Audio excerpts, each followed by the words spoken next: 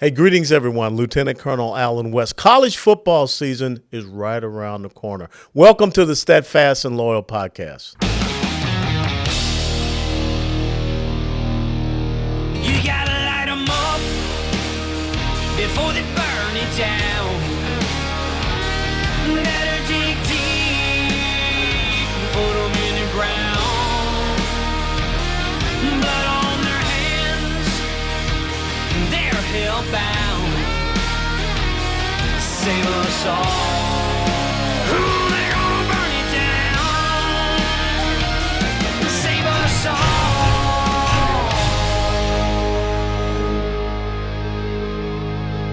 before they burn it down.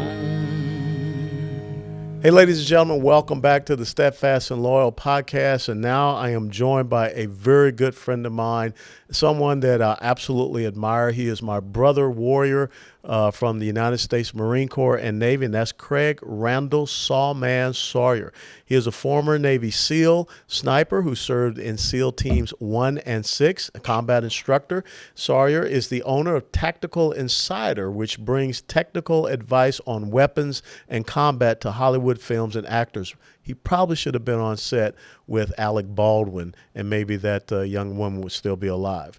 Sawyer began his military career with the United States Marine Corps in 1983, the same year I came on active duty, and switched to the United States Navy in July 1986 to pursue a career in special operations as a Navy SEAL. He attended basic underwater demolition / SEAL training known as BUDS and graduated in BUDS Class 149er in 1988. He then attended Army Basic Airborne School at Fort Benning, School for Boys, Georgia, and was assigned, like I said, to SEAL Team 1. On high-threat mobile security operations for the U.S. State Department in Iraq in 2004-2005, he served as an agent in charge responsible for the Department of State Chief of Mission Leaders in his assigned region.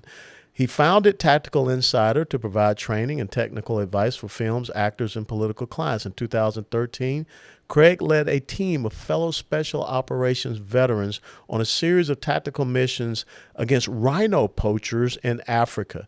These missions were filmed and aired on Animal Planet series Battleground Rhino Wars. But the most important thing that Craig is doing right now, and it shows the heart of this warrior, he founded the Veterans for Child Rescue, V4 Charlie Romeo, a nonprofit organization in April of 2007 to help raise awareness of domestic minor sex trafficking and create a non-permissive environment for child sexual exploitation in the United States. Through his efforts with V4CR, Veterans for Child Rescue, Sawyer began production on a documentary feature-length film to highlight the challenges of non-governmental organizations and of law enforcement in the fight to end exploitation of our children here in the United States of America. Craig, thank you so much for joining us. Mr. Alan West, thank you so much, sir, for having me on. Stop. I mean, you know, when my mom would say that, I knew I was about to get a whipping, okay? So you probably could still whip me because you're a stud. But, you know, all the things that you have done in service to our country, the first thing I want to talk about is we're veterans, and what we see happening with our military right now. You know that we just had Navy SEALs that had to go and get defended in court to not get put out for, you know, not taking this COVID shot. Now we're finding out, Dr. Birx came out just recently and said that they knew all along that the shot was not going to stop people from getting COVID. So why are we, you know, putting out our tip of the spear warriors? What are some of the concerns you see in our military right now? Well, look, the warfighter has to have faith in the commander-in-chief, the entire chain of command. When I was in, Alan, I always had faith that what we were sent to do was necessary for the defense of the American people and our protective constitution. That's why I served, and that's why everybody that I know served, unless they were just some anomaly somewhere. So we need that. It's crucial. If that breaks down, then what are we fighting for in the military? Yeah. What are we serving to protect? So I think it's absolutely vital that our country act in good faith, that the system be transparent, and that our leaders demonstrate that they are competent and that whenever they send our warfighters in harm's way, that it is necessary to Yeah, defend our people. I think that's the issue right now is that there's a loss of trust and confidence in the senior military leaders. It is not in the men and women that are out there on the ground, especially our special operators who have done 5, 6, 7, 8 combat tours of duty in some of these rough locations. So how do we as veterans, you and I, make sure that we are speaking up? Because a lot of our brothers that are still in uniform, they can't do that. And so Right. when we see the Navy running ads for personal pronoun training, or the Army and some of the horrific commercials that I see out there and some of the things that they're doing, what are some of the recommendations you have for veterans to be able to make sure that we are protecting the men and women that are still in uniform? Well, as veterans, we've been in the military and we've operated under a plan. Before we go into harm's way, there's a deliberate plan for success. And I think if we carry that over into our retirement, we will realize that we need to plan and organize the same way our opposition, the big Marxist, communist, socialist models that we fought to defend against, are experts at organizing from the grassroots level on up and swaying people to their side. And I think we veterans can best serve our active duty brothers and sisters by learning to advocate for them, to be activists, to get loud and find the leverage on our elected officials so that they serve we the people in good faith. And we the people do not want our veteran or our active duty active duty military servicemen and women abused. We want them treated with respect, dignity, and we want them utilized in defense of our nation in good faith when it's necessary. We don't want them used for police forces and all the other things, and we certainly don't want them used for these wacko experiments on social justice and all of these things that sane people know are ineffective and in fact counterproductive. So I think really getting involved as citizens, voting citizens in the electoral process, and making our voices heard and finding that leverage and saying, hey, leave our military out of your experiments. I think, Alan, that's the best way that we can support those on active duty. Great. And I will tell you that, I am seeing a lot more veterans run for elected office from the local level, state level, up to the federal level.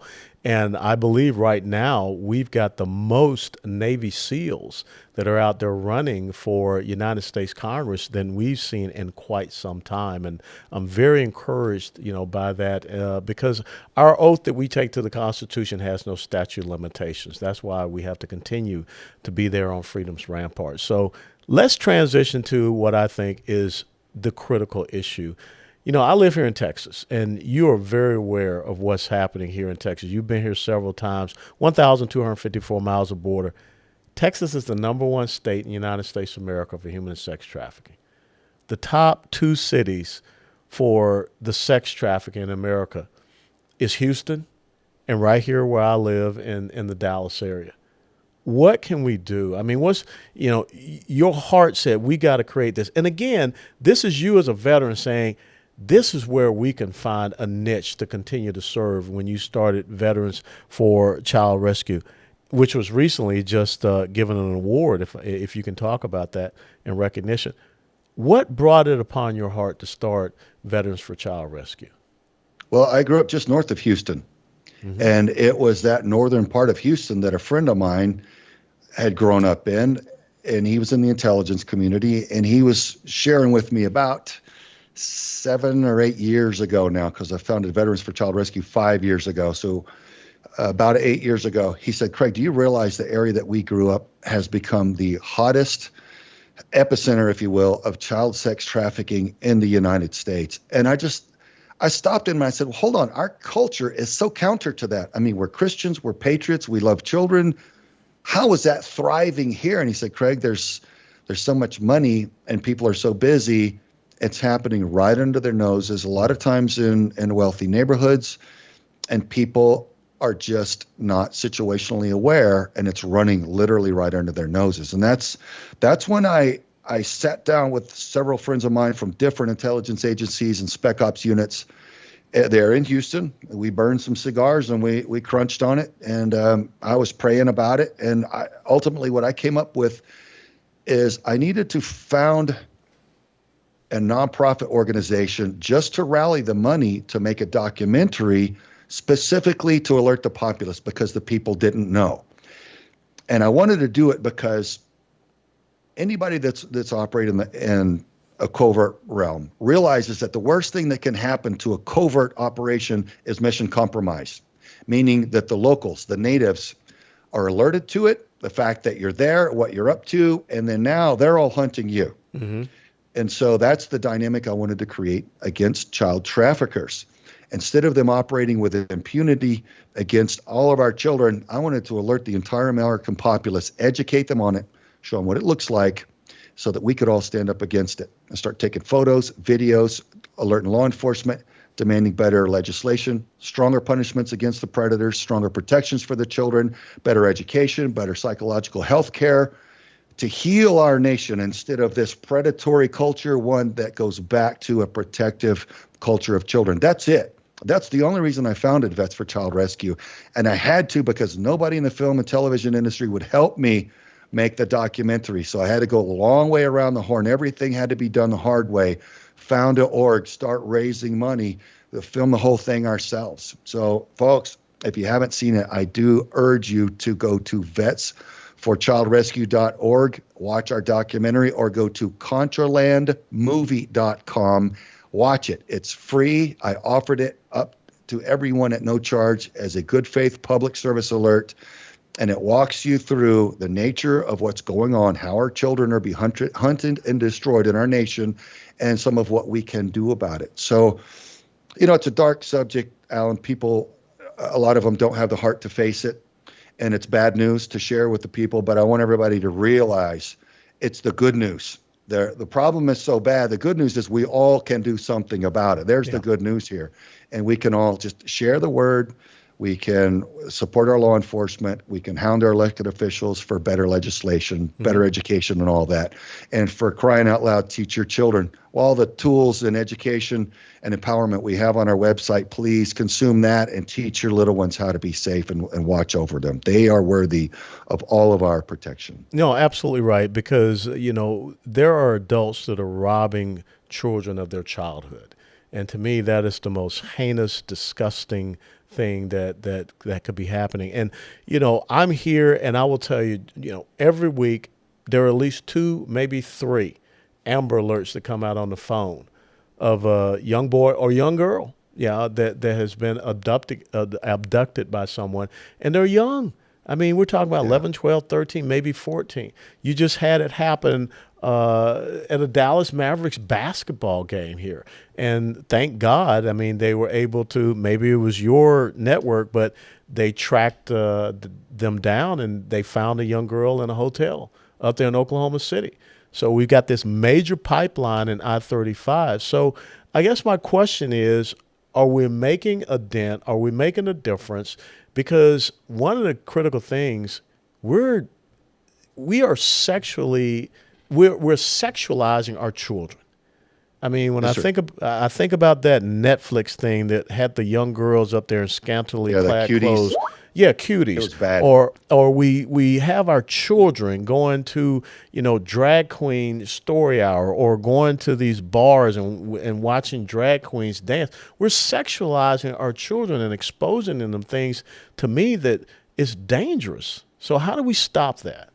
Well, you'll get it as a warfighter. This is phase 5 warfare. Mm-hmm. They are demoralizing our culture so that they can destabilize our population for easy takeover. That's what's happening. And most of the American populace don't have any concept to what that is. So I think education on that would help.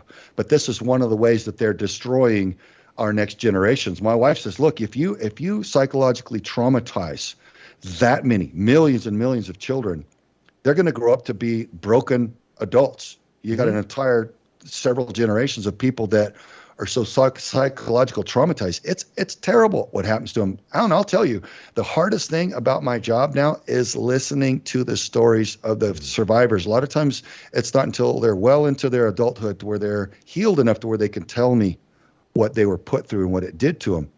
Man, it breaks my heart. I don't hesitate to say it. It buckles me sometimes to my knees, but it turns to anger, and it drives me forward to fight for them, because that's what I thought I was fighting to prevent in the military. And meanwhile, it was happening behind my back the whole time I was deployed to 60 countries around the world.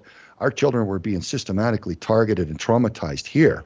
So it's just a matter of educating everybody on, alerting the populace and saying, look, this is bad. Yes. But can we do something about it? Absolutely.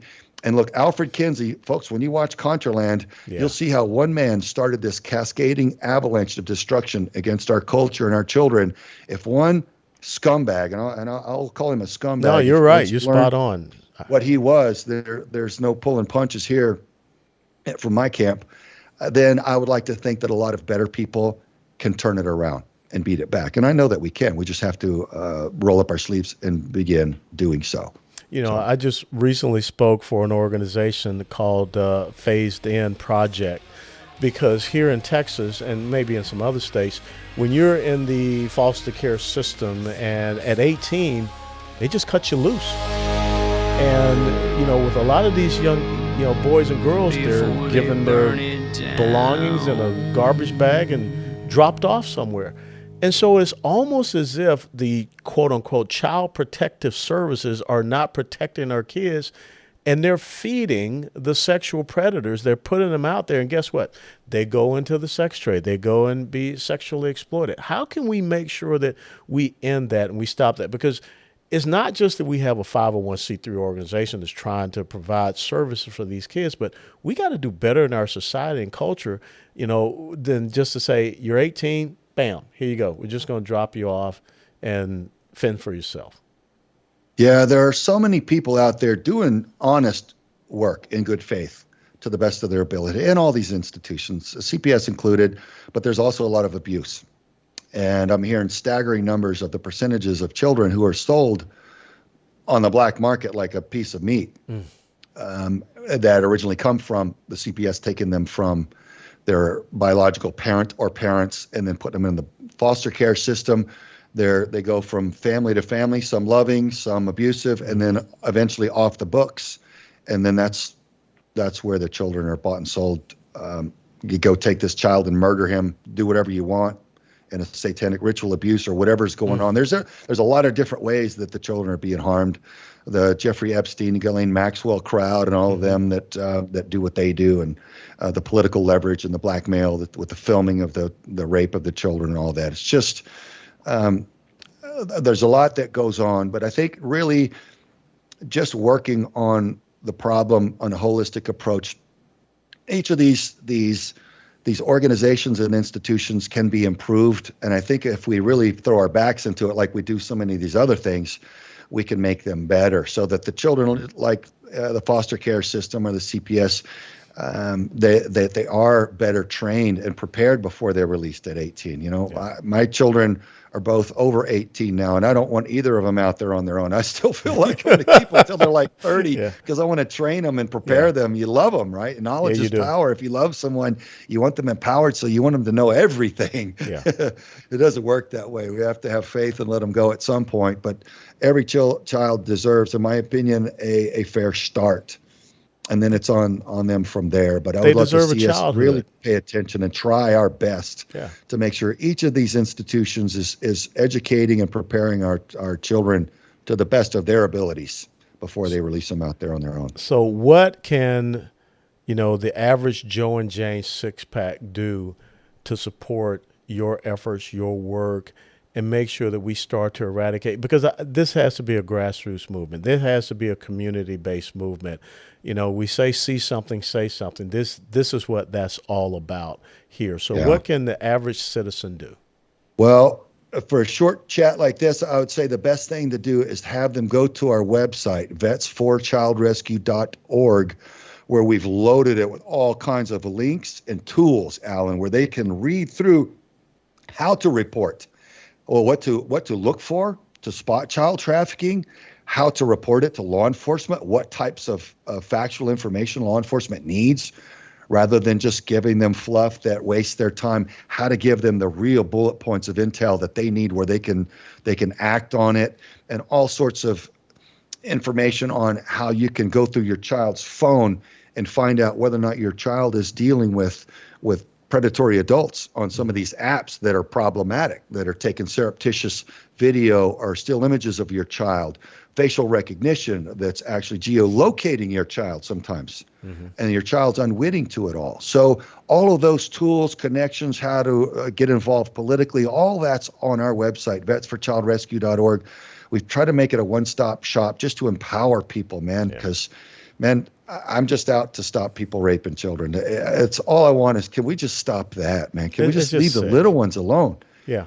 And so we've tried to load it up with all kinds of tools and links so that from there, whatever you want to do, you volunteer, we're a nonprofit, 501c3 nonprofit. We run our joint ops with federal and local law enforcement only through people's donations. So that helps us run our operations and make more documentaries to educate people and do what we do. So all of it helps. And for crying out loud, everyone, I'm sad to say that some people think it's silly to pray these days. I would tell you, from what I see, the people in the intelligence community that first let me know about the child trafficking that's going on in the United States said, Craig, this is not like any crime you've ever seen. At its rotten core, this is a spiritual attack on the most precious and innocent, which is the children. In fact, that's why it's done. It's a war between good and evil, and children are just the pawns in the middle that the evil is trying to destroy.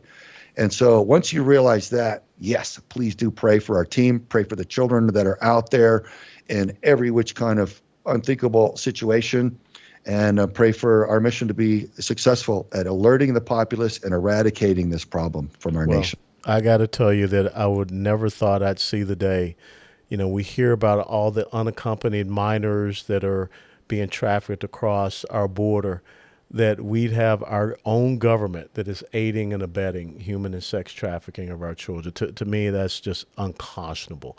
And I can't thank you enough for what you do, going out there, finding these stash houses, following the trails, getting the intel, and bringing this to light. You just continue to serve, Warrior, and I am so grateful to call you friend, Craig. Well, thank you, sir. I'm not too good at crying on the sidelines, being heartbroken to watching tragedy happen. So I find that for me, I have to step in the ring. So that's how I'm wired. It's a privilege to do so. Well, that's what Teddy Roosevelt talked about, the man in the arena, and you are definitely that. You always have been, and you always will be. So God bless you, my friend, and anything you need, you call upon me. Well, thank you, sir. I sure appreciate your alliance, your friendship, and having me on the show to spread the word. You're appreciated here. Take care, Craig. You as well. Hoo-yah. Hoo-yah. Airborne. All right, that's it. Ladies and gentlemen, thank you for tuning in to the Steadfast and Loyal podcast. And my dear friend, Craig Randall Sawman Sawyer, what an incredible warrior for the United States of America, and also a warrior now for our children. Please check out his website, Veterans for Child Rescue, V4CR, Veterans for Child Rescue. We should not allow our kids to be sexually exploited here in the United States of America. All children should be able to have a childhood, and we should not offer them up to the modern day god of the Baals called Moloch, the god of child sacrifice. This is very near and dear to my heart, so join us on this fight, and join Craig in his fight against child sex exploitation. And as always, you click that like button if you like what you see, and share us with your friends. Until next time, God bless you all. Before they burn it down.